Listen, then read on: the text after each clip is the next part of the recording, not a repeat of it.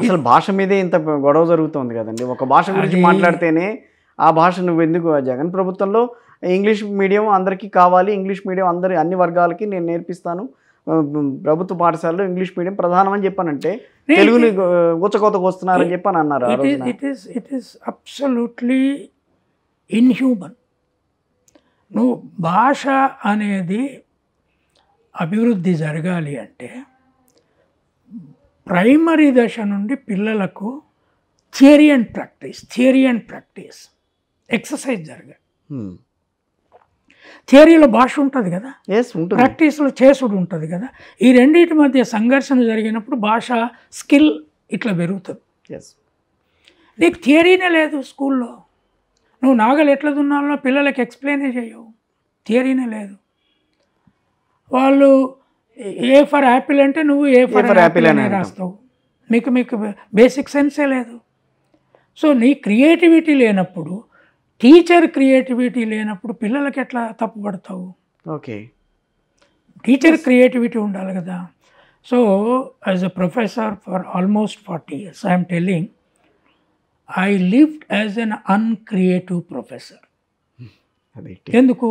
నా యూనివర్సిటీనే క్రియేటివ్గా ఉన్నది, నా చుట్టూ నేను పిల్లల్ని అడిగేవాళ్ళు, అరే మీకు ఇంగ్లీష్ అంటే ఇంత భయం ఎందుకంటే, లేదు సార్ ఇది మన దేశ భాష కాదు, మన దేశ భాష కాదు అంటే నీకు మెదడులో ఒక బ్లాక్ పెట్టి కూర్చున్నాడు, అది ఇది మన దేశ భాష కాదు.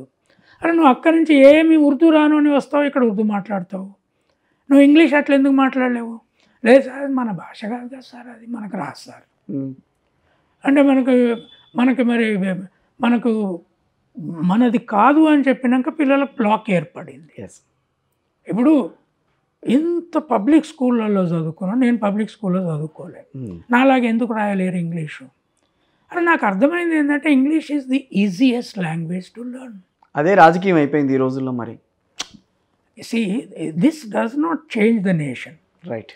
ఇప్పుడు ఆర్ఎస్ఎస్, బీజేపీ, ఈ అనుకూల మేధావులు వీళ్ళందరూ అర్థం చేసుకోవాల్సింది ఏంటి, వాళ్ళేమి ఇంగ్లీష్ని కాదనట్లేదు.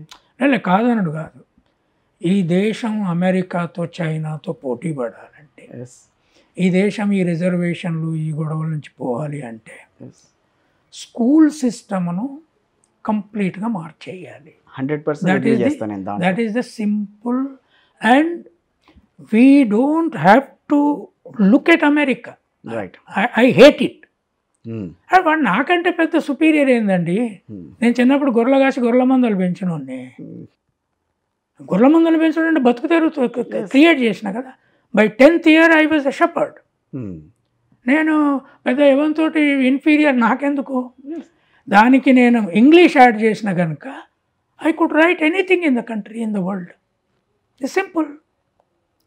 కనుక మీరు ఈ దేశాన్ని బాగు చేయాలంటే రోజు మతంలో ఏముంది, ఈ పాత పుస్తకంలో ఏముంది, ఇది కాదు, ఉత్పత్తిలో ఏముందో చూడండి. స్కూల్లో ఏం చెప్పాలనో థియరీ ప్రాక్టీస్ పిల్లలకు నేర్పండి. ఒక్క పుస్తకం మంచిది వస్తే 2000 కాపీల అమ్మేది ఇంత పెద్ద దేశంలో. మన బుక్ ఎగ్జిబిషన్ జరిగింది అదే అమెరికాలో. అరే ఐర్లాండ్ ఇంత చిన్న, బ్రిటన్లో wealth of nations Adam Smith రాస్తే ఆ రోజుల్లో ఐర్లాండ్లో వేలాది కాపీలు అమ్మారు. ఇంత చిన్నది ఒక ఐలాండ్. అది ఒక రచయిత రోజు పుస్తకాన్ని రాయాలంటే భయపడుతున్నాడు. తన పుస్తకాన్ని ఏ రకంగా పబ్లిష్ చేసుకోవాలి, దాన్ని ఏ రకంగా అసలు అమ్మగలనా లేదా అన్న. అరే మీకు ఎగ్జాంపుల్ చెప్పను. నేను ద శూద్ర రిబెలియన్ అని బుక్ రాసిన. అవును, number 1 first book on Shudras in history. దాంట్లో పార ముఖ్యమా పుస్తకం ముఖ్యమా అనేది ఒక చాప్టర్ ఉంది.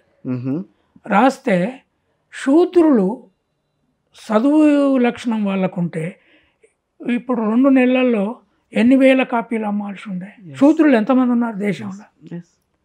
ఇప్పుడు 3 నెలలు అయింది, 1000 కాపీలు ఇంకా పూర్తిగాలే అమ్ముడు. అది పబ్లిషర్ అది ఇంకా బెస్ట్ సెల్లింగ్ అంటున్నారు. ఈజీగా 10 లక్షలు అమ్మాల్సిన దేశం ఇది. ఈజీగా ఆ రీడింగ్ హ్యాబిట్ ఉండాలి కదా. లేదు, పోయింది అది. రెడ్లు పుస్తకం చదివారు, వెలమ్మలు చదివారు, కమ్మలు చదివారు, లేదు బీసీలకు ఇంక ఇప్పుడిప్పుడే చదువు వస్తుంది, ఎస్సీలు చదివారు, టీచర్లు చదివారు, ఆఫీసర్లు చదివారు, పాలిటీషియన్ చదివారు. పాలిటీషియన్ వెనుక లైబ్రరీ ఉండదు. ఎప్పుడైనా చూసారా పాలిటీషియన్? సి ఇది this country cannot progress with this attitude. ఈ రిజర్వేషన్లు పర్మనెంట్ కావు, ఎస్, అది కుంటోనికి క్రంచ్ లాంటి వ్యవహారం. ఒక స్వల్పకాలిక దాన్ని ఏమంటారు మనం, షార్ట్ టర్మ్ కోసం మనం కొంచెం దాన్ని అప్లిఫ్ట్ చేయడానికి ఈ రిజర్వేషన్లు అనేవి ఏదన్నా ఒక మీరు అన్నట్టుగా ఎస్సీలు ఎస్టీలు లేకపోతే ఇంకొక వర్గం ఏదైనా ఉన్నా వాళ్ళని ఒక రకంగా ఒక సామాజిక వర్గంతో వాళ్ళని ఏకీభవించేటట్టుగా వాళ్ళల్లో కలిసిమెలిసి ఉండేటట్టుగా చేసే ప్రక్రియ అది యాక్చువల్గా చెప్పాలంటే. అవును కదండి. ఇప్పుడు ఈ దేశము అవును ఈ మట్టి గొప్పది, మనల్ని కనిపెంచింది, ఈ మట్టిని మనము పోటీ పడే మట్టిగా చేయాలంటే ఏం చేయాలి దాంట్లో ఇంకేం రోజు దాంతో ఏడ్చుకుంటుంటామా? నీళ్ళతోటి అన్ని గంగా జలాలు తెచ్చి దాన్ని గడుక్కుంటుందామా? దాంతో అవుతుందా? అది కాదు కదా. ఈ మట్టికి భూమికి గాలికి మొక్కకు సంబంధాన్ని మనం అధ్యయనం చేయాలి. Yes, correct. ఈ మట్టికి అక్కడ ఏ జంతువు మంచిగా పెరుగుతుందో దాన్ని అధ్యయనం. ఇదే సూత్రాలని చెప్పారని చెప్పి మాట గట్టిగా కంచెయ్యలయ్య గారు చెప్పారంటే ఆయన మీద ఇగో వీళ్ళకి వ్యతిరేకంగా ఆయన మాట్లాడారు, వాళ్ళకి వ్యతిరేకంగా ఆయన మాట్లాడారు అని మీ మీద ఇవన్నీ వచ్చే వ్యవహారాలు చేశారు. ఇదే కృష్ణమాదిగ నా మీద సమస్య వచ్చినప్పుడు వాళ్ళ పక్క నుండి ప్రెస్ కాన్ఫరెన్స్ పెట్టాడు, నా మీద SC ST కేసు పెట్టించాడు. సమస్య లేదు, పెట్టిన ఆయన ఇష్టం ఎవరు